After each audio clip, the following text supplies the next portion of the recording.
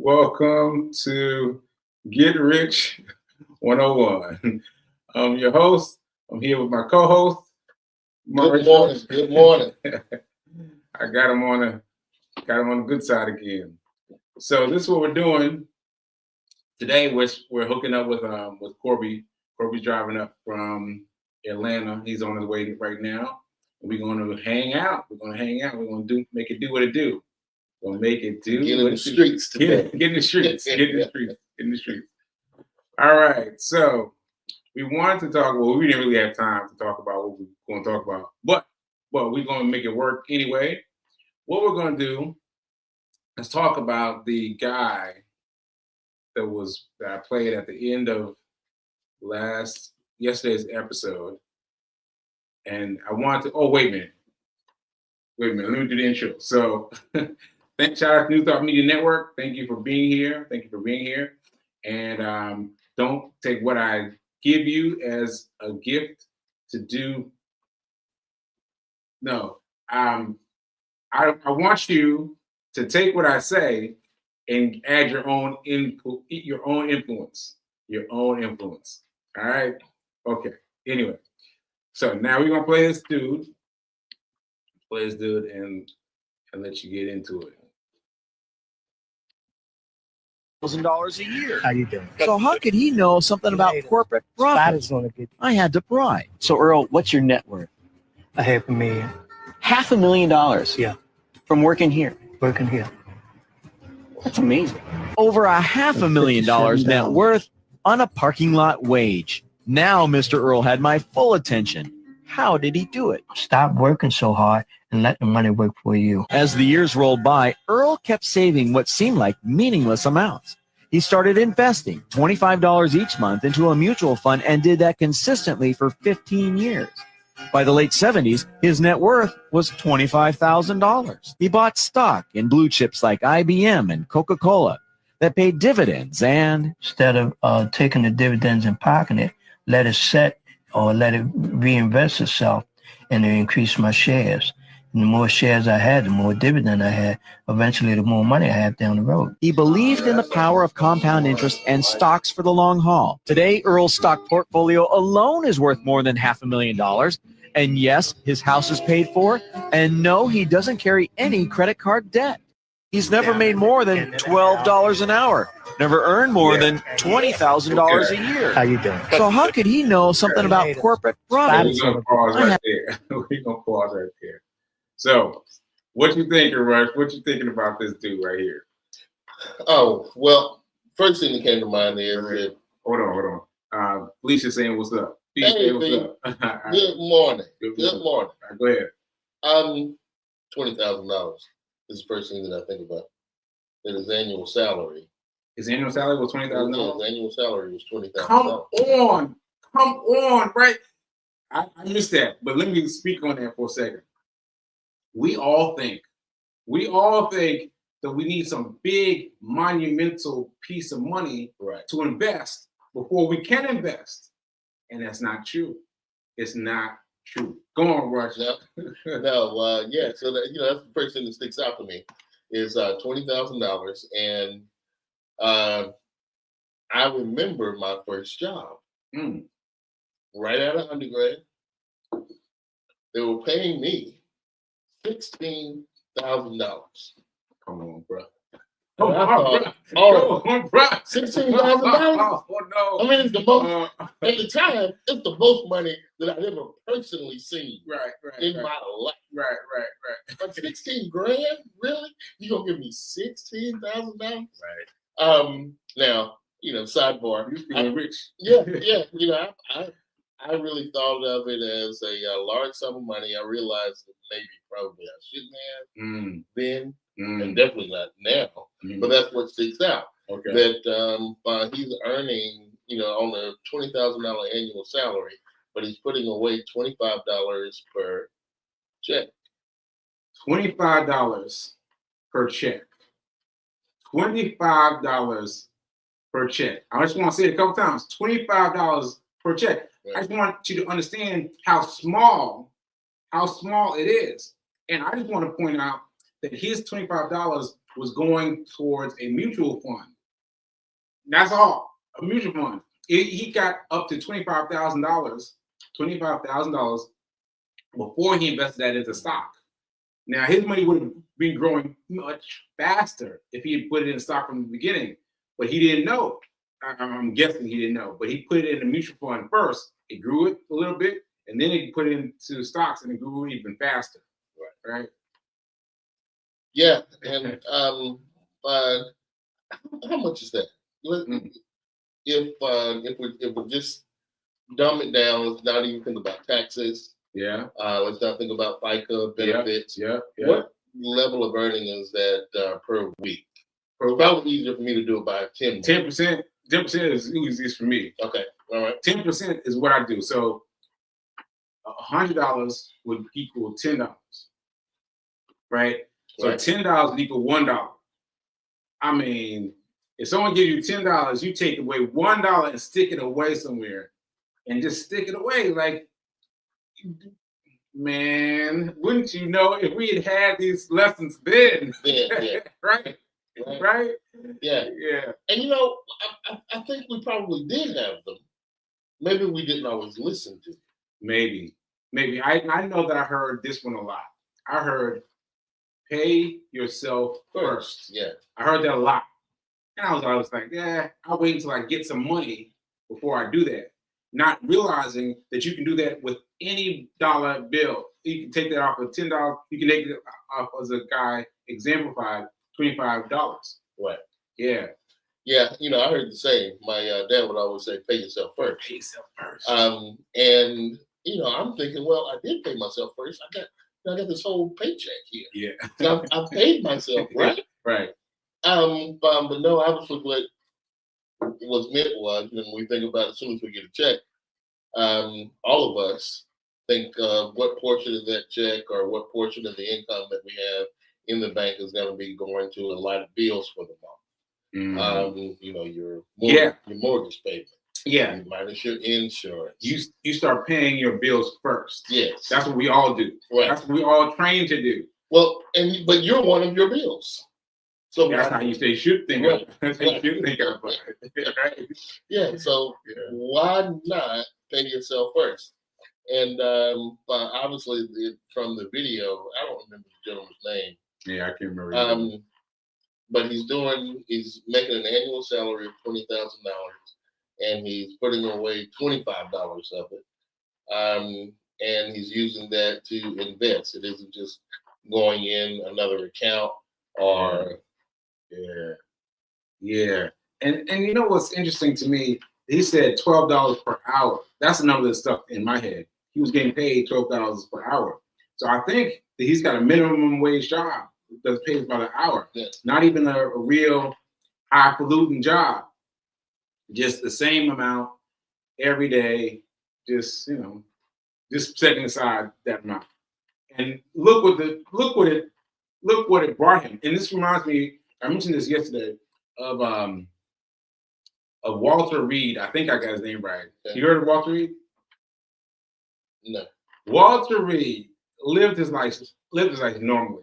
He lived his life normally, right? And then when he passed away, they had a little reading. Everything was fine. And then the person who was reading the will, yes, was reading the will. Man, he got down to how much money the Walter Reed gave away, and it was like $8 million here, $4 million. Yeah, $4 million here, and that was like, family was like, what? His family was what? Everybody was balling out of control. I mean, he was making. He saved millions of dollars. I can't remember how much. I think it might have been 12 million, 8 to 12 million, but it was a large number of money. But Walter Reed, worked as a gas station attendant. Right? He was sweeping. Right? And he just saved that money. He bought blue tier stocks. Okay. Blue something stocks. So it sounds like part of what we're talking about is not just wealth earnings and what we earn, but what we do with what we have, about being disciplined with your money, being disciplined with your funding sources, being able to manage your funding sources better, being fiscally responsible with your own money.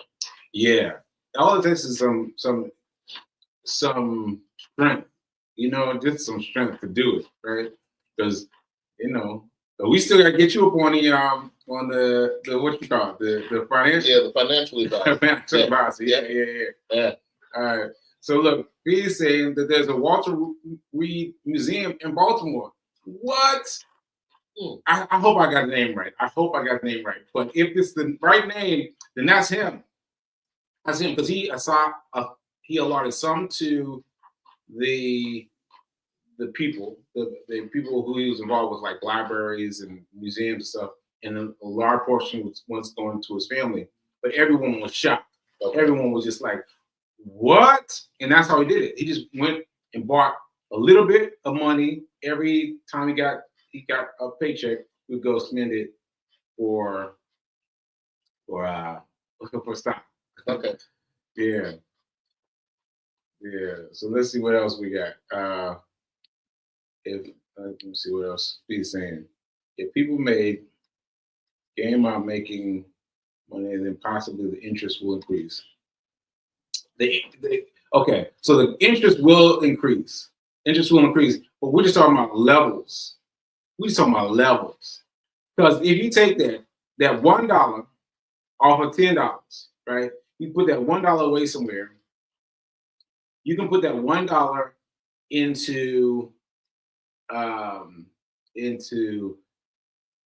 Charles. You got it. Schwab. Charles Schwab. I got my paper from mom.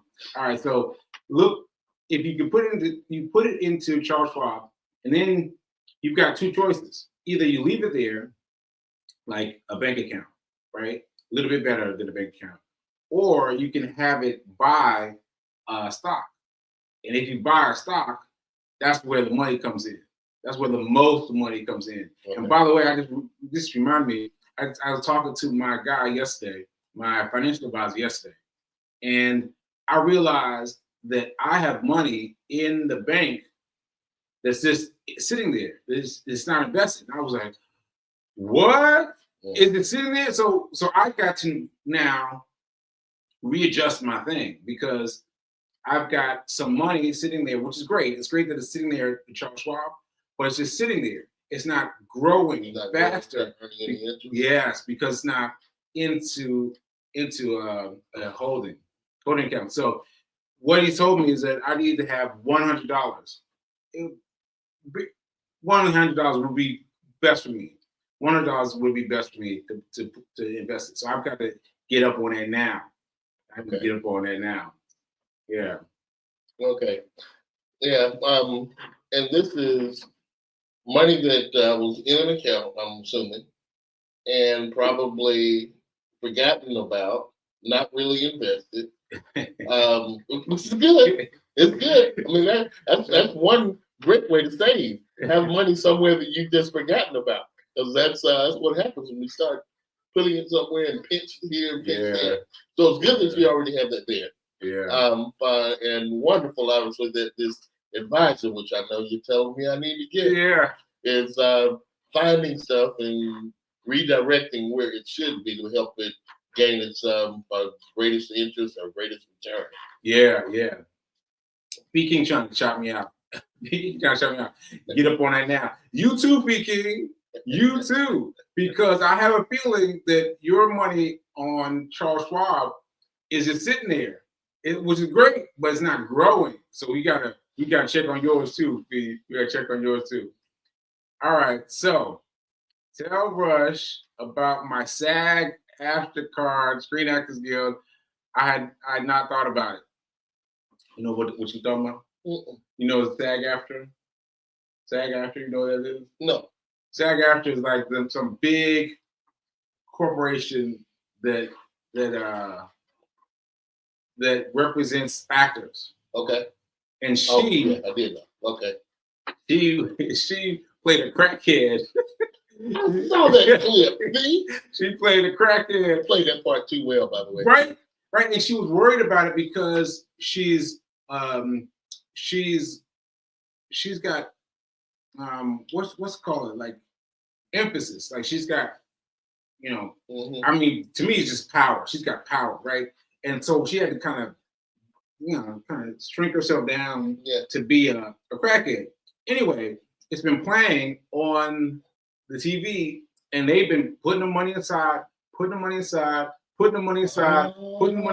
then she finally called last week or recently and said, "Hey, what's up with that money?" I said, "Yeah, we have a trust fund in your name, and we'd be happy to send you your money if you like it." She's like, "Yeah, I would like it." Yeah, I definitely would. Okay, and so, that's wonderful. Yeah.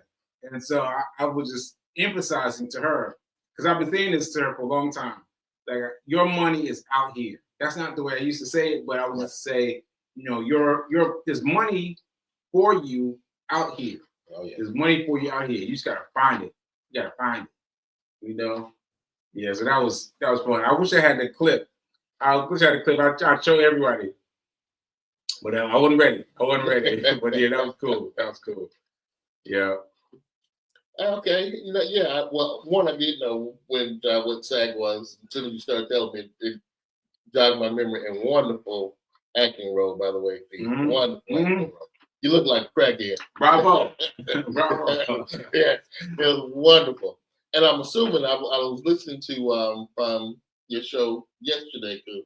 And he was talking about having a Roth IRA. Oh, right. And I'm assuming that probably the revenue from the acting guild will roll into the Roth.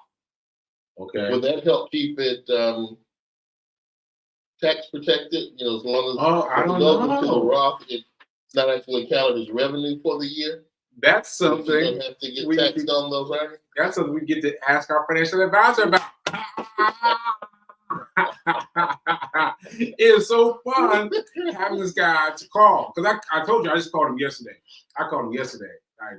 I call him all the time. He tells me to go all the time. Safety calls me all the time. I call him all the time. But, hey, so what's up with Bitcoin?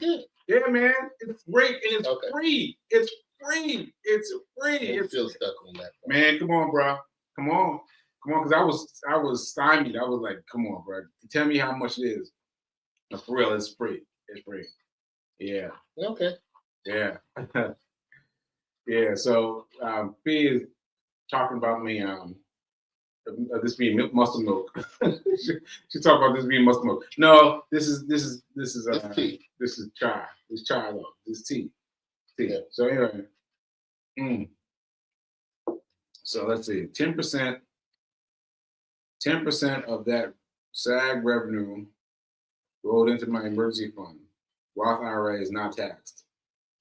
Okay, yeah, that's what I was thinking. So, about 10% of it is rolled over into your emergency fund. So that portion will probably get taxed because she's having to count that as revenue for the year, or part of her earnings. And what portion goes into the Roth won't get taxed because it's going into that Roth IRA, because it is, as he's saying, the Roth isn't taxed. So that's good. Still saving money. So what? But ultimately, this is a question for your financial advisor. Okay. Yeah. Right. That's true. Yeah. That's true. So yeah, I just wanted to point this out. This guy whose name I don't know, but really, the thing about it is so dope is that he has some random job. So it's not about getting the money. It's not about getting the money, because I've been rich at least 5 times. And each time I keep expecting it to grow. Like, that's it, right? I've done it. I've gotten rich. I had a job. I was making $200,000 a year. And I was like, I'm done, right? No, it's not how much you make. It's what you do with what you have. That's true. It's what you do with what you have. And then once you do something different, then things start to order themselves differently, right? Yeah. that's definitely true. So that's back to the discipline point. Yeah. The same things that we're disciplined about in other ways in our lives, needing to become more disciplined with the money in our lives, whatever that amount is. Don't get stuck on the amount of money, but rather how you're managing it. Mm. And the gentleman you posted today is a prime example of that. I mean, he's earning $20,000 a year. I mean, come on, $20,000 a year. Yeah. Come on. Yeah. Anyway, go ahead. You know how easy it is just with expenses alone. You think $20,000 a year now? How many bills can you pay with $20,000 after you pay your mortgage, paying property taxes, paying property insurance fees, and that's just the three major ones in our lives. There's something to be said about that, because you've got to do a big mental shift. You've got to do a big mental shift to pull the money out for yourself first, because it still tricks me, right? I've got to focus on when I get money to transfer the money immediately. Because if I don't transfer immediately, it won't happen. Yeah. It won't happen. Yeah. So you got to do it. But once you do it, it's like the money was never there. It was like it was never there, and you don't miss it. You don't miss it. You really don't miss it. You don't miss it. I don't know if this is totally germane, but just thinking about not missing it and being able to put it away. One of my first jobs as a kid, 15 years old, I was a bag boy in a grocery store called Food Line. Oh wow! Food Line, Food Line started in my hometown. The headquarters is still there in North Carolina. Okay. Well, I was a bag boy in Food Line, and my check every week was, this is a lot of money even then. I mean, I worked a lot too, but my check every week was about $100, $120. Okay. Right. And I get this $120, and in a week it'd be gone. Yeah. Now I'm from a little small town. There's nothing to spend $120 on being a 15-year-old in a little small town, but somehow I managed to do it. My dad asked me one week. He said, "Son, how much money do you need every week? What are you doing?" I was like, go to the movies. I may go buy something to eat. I may buy some outfit. Right. He said, "Well, how much does all that cost?" I was like, maybe $50. He said, "All right, I'll tell you what. We got this stuff in the mail, the stocks, about being able to invest a percent of your check with Food Line. I want you to sign up that you're going to invest 100% of your check into profit sharing in the Food Line, and me and your mama going to give you $50 a week. Since you say $50 a week." So wow, that is deep. I didn't miss the $120 because I wasn't getting it anymore. Can we pause? I got the $50. Can we pause it for how dope that is for your parents who have done that for you? Like, that is deep. Oh man, I love that. Is deep. I will forever love them for it. Yeah. I guess I'm mentioning for a couple of reasons. One, about being disciplined with money. Two, you know what? We did have plenty of financial advice growing up as kids. Okay. And three, we probably didn't listen to it. We didn't listen to it. Yeah. We didn't listen to it, and also it wasn't phrased the right way. Because in that example, they're saying, "All right, we're gonna give you the money that you say you needed, and we're gonna put 100% into Food Line, right?" Yeah. But then there's an extra bit of why this is important. That's an important thing, and you got to drill it into our skulls every day, every day. Because when I got my stack of stocks from my grandma, I just spent it on studio time. I spent the whole thing. I just sold it and spent the money on studio time. I know, right? But I could have. That money, for those of you who don't know the story, you got to go back and get the story. But that money right now would be worth $1.5 million. Well, see, these are the lessons learned. Yeah, stop this. Let's put it at 1.5 for a minute. Just sit it on down there. 1.5. Just sit. All I have to do is not sell. That's it. Oh, Okay. All right. Woosah. Woosah. But wonderful lessons learned. Yeah. And things that they were constantly sharing. And you're right. Maybe another lesson learned is what we share with people who are following us. Look at you. You're doing it here. You already there. Yeah. I guess so. I guess I am. Yeah. All right. She's saying, I'll let you read this one. Wow, Rush, wow. What a blessing your parents were. That's awesome. Talk about setting up your kids for success. Ooh. Right? Yeah, because you got kids. What you doing with the kids? Yeah, they're all right.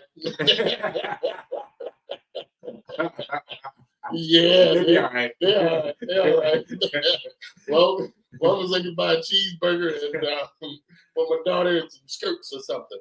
But yeah, you know what? No, they're good. My son actually is pretty heavy in stocks. Oh wow. And definitely involved in business, and both of them obviously involved in real estate, helping to manage a whole bunch of mess.